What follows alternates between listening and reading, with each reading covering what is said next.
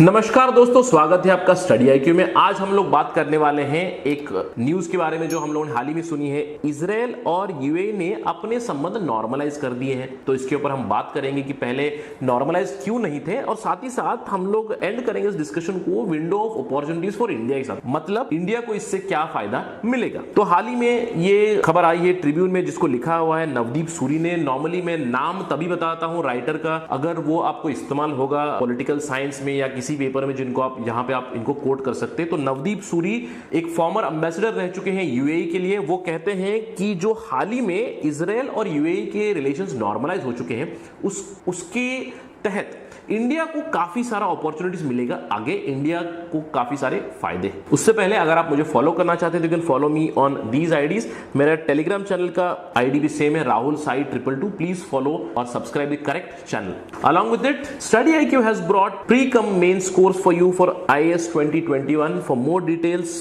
Please download the Study IQ app from Google Play Store. तो चलिए पहले तो खबर के बारे में जानते हैं। मैं आशा करता हूं कि ये खबर आपको पता है और इसके ऊपर हमारा ऑलरेडी वीडियो बना है स्टडी आईक्यू पर, जहां पे डिटेल्ड बात हुई है यूएई और इजराइल के रिलेशंस नॉर्मलाइज होने पे। तो हाल ही में यूएई और इजराइल ने अग्री किया है कि वो रिलेशंस नॉर्मलाइज करेंगे। तो इस नॉर्मलाइजेशन के पीछे एक अग्रीमेंट है, उसका नाम है इब्राहिम अग्रीमेंट। तो Ibrahim agreement has been signed between Israel and UAE.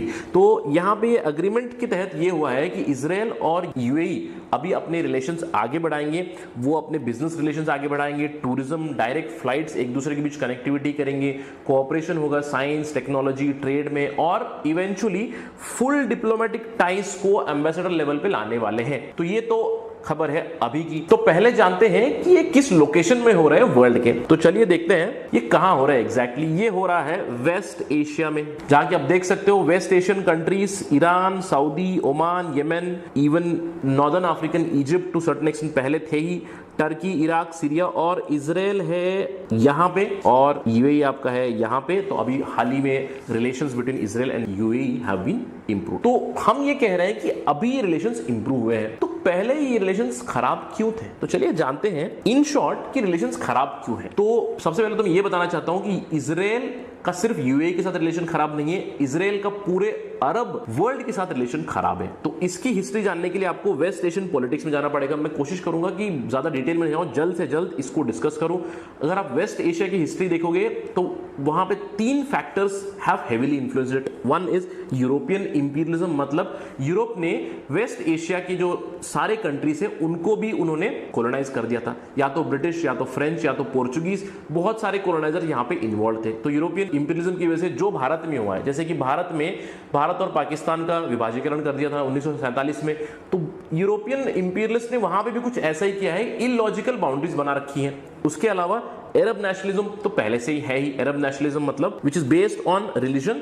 तो ये तो हिस्ट्री आप जानते हैं कि पहले से ही क्रूसेड चलता आ रहा है। क्रिश्चियंस क्रूसेड में बिलीव करते थे, वो अपनी क्रिश्चियनिटी स्प्रेड करने के लिए अपना क्रूसेड करते थे, और Islamist they used to do jihad. And west Asia जो मैं आपको यहाँ पे दिखा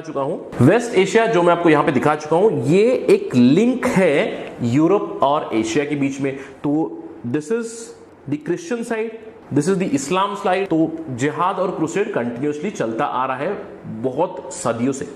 इसके अलावा एक मेन जो फैक्टर है वो है ज़ायनिस्ट मूवमेंट। ज़ायनिस्ट मूवमेंट मतलब है मूवमेंट लेड बाय ज्यूस।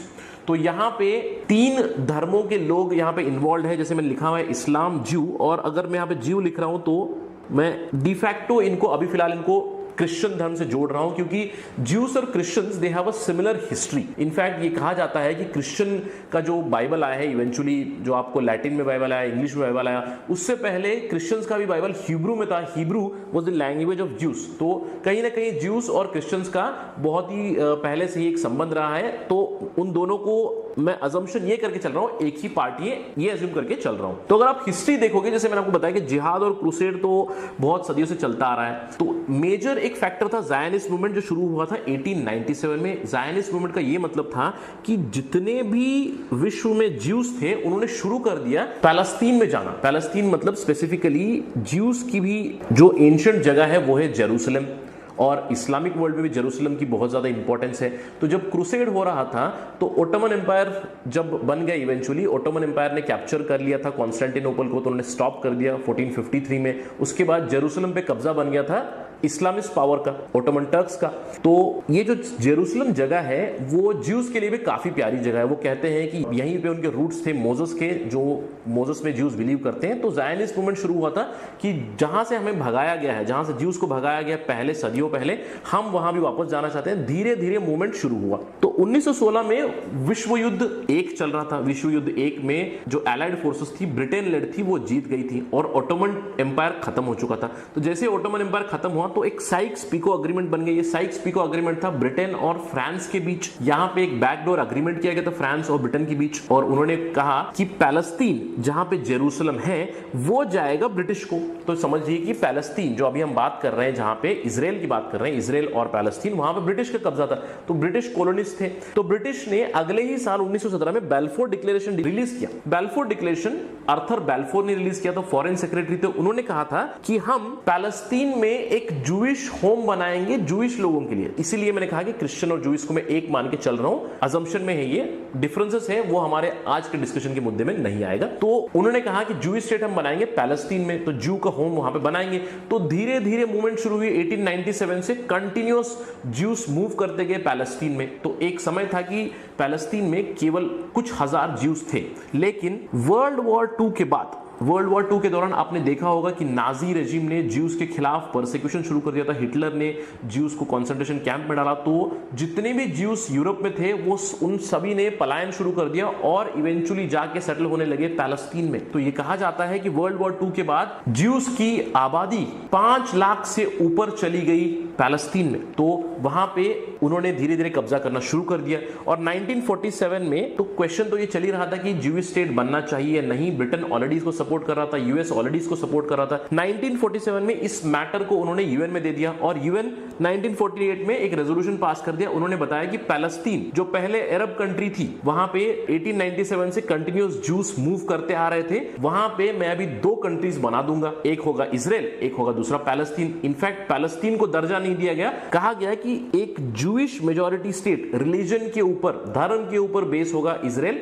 उसको हम बना रहे हैं। तो 1948 में इजराइल बन गया। और यहां पे आप देख सकते हो कि 1948 से इजराइल की जो टेरिटरी थी काफी कम थी शुरुआत में। तो धीरे धीरे आप देख सकते हो कि इजराइल ने अपनी टेरिटरी कितनी बढ़ाई है। और आज का जो सिचुएशन वो है कि पैलेस्तीन में अरब लोगों का एरिया ही काफी कम हो चुका है। आप देख सकते हो कि यहाँ पे कुछ ही एरियाज में यहाँ पे अभी अरब रहते हैं और बाकी जो भी व्हाइट एरिया है that is Israeli occupation, Jewish occupation.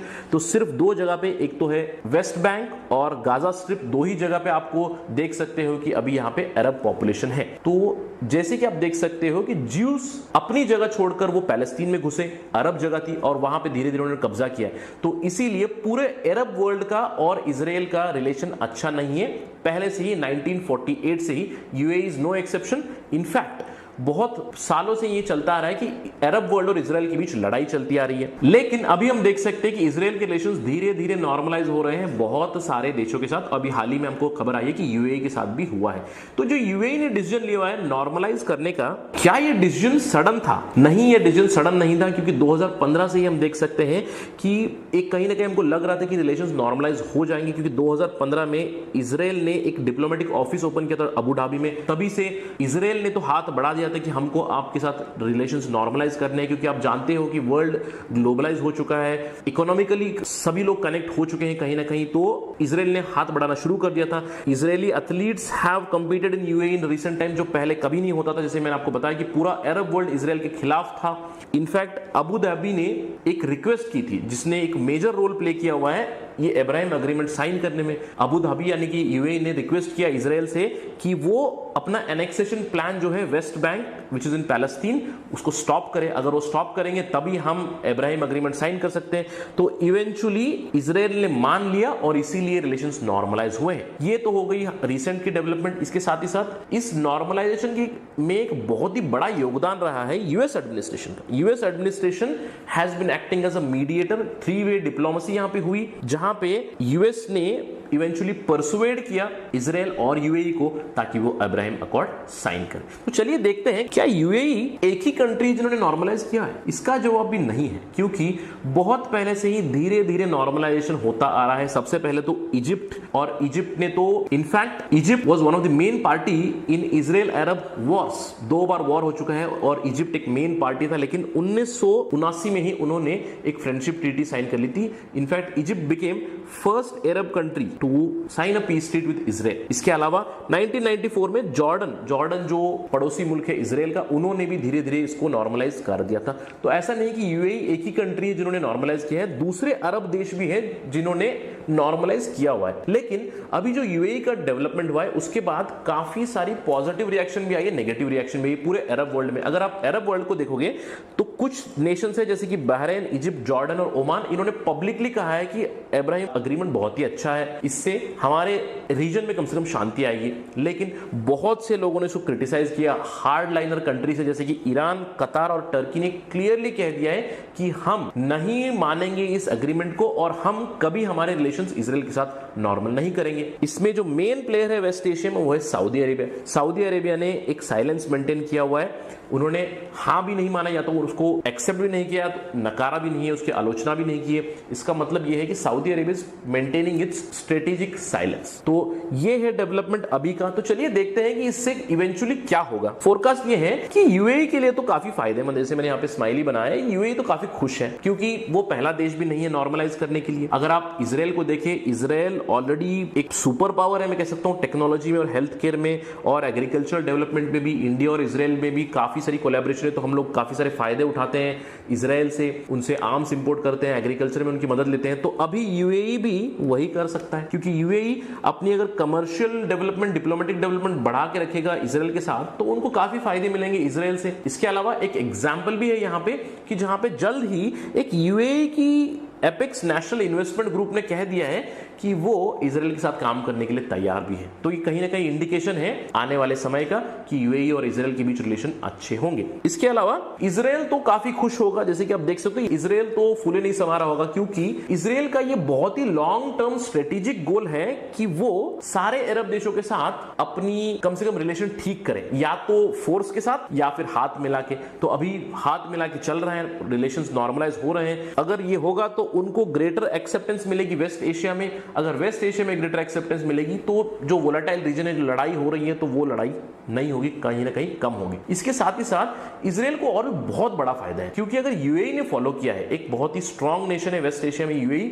अगर यूएई ने ये नॉर्मलाइज किया है तो आगे जाकर हम ये अनुमान लगा सकते हैं कि बहुत सारे दूसरे देश है जैसे कि ओमान हो गया, बहरीन हो गया, सूडान जो ऑलरेडी अफ्रीका में आते हैं, अरब कंट्री है वो भी, उन्होंने भी अपनी इच्छा जताई है कि वो इजराइल के साथ रिलेशन नॉर्मल करे आगे जाकर। तो आगे आने वाले समय में हम ये अनुमान लगा सकते हैं कि बहुत सारे देश अपना रिलेशंस धीरे धीरे नॉर्मलाइज करेंगे, लेकिन कई कट्टरपंथी देश भी हैं जिन्होंने कहा है कि नहीं करेंगे।